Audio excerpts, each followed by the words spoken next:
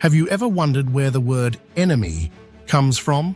It might surprise you to learn that enemy originally meant simply not a friend.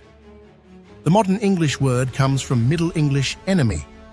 Enemy, ennemi, borrowed from Old French ennemi, which in turn came from Latin inimīcus, a combination of in, meaning not, and amicus, meaning friend. So, quite literally, an enemy is just not a friend. But it gets more interesting. The Latin amicus comes from the verb amo, which means I love, and goes back to the Proto-Indo-European root hem, meaning to seize or to take hold. Linguists believe this root went through a semantic shift from to take hold of someone's hand to regard as a friend, and eventually to love. This same root gave rise to some very familiar modern words in Romance languages, in Italian, Spanish, Portuguese, Catalan, and French.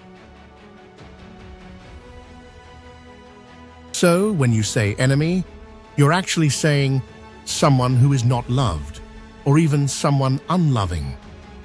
But English already had a word for enemy before borrowing from French and Latin. That word was fend, from Old English fiend, meaning enemy. It came from Proto-Germanic fians, the present participle of fianan, meaning to hate. This goes even deeper, back to Proto-Indo-European pek, meaning to hate. From this ancient root, we get a whole family of words across Germanic languages. In Scots, West Frisian, Dutch, Afrikaans, German,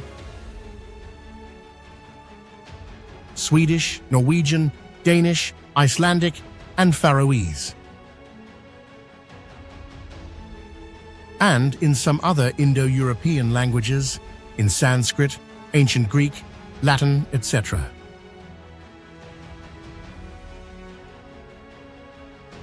So, while enemy replaced the older English fiend, that original word didn't disappear. It survived, but changed.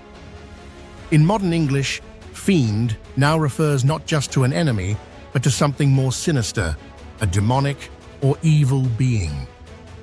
From love to hate, from friend to fiend, the word enemy carries a deep and ancient history, and every time we use it, we're echoing thousands of years of human feeling, conflict, and connection.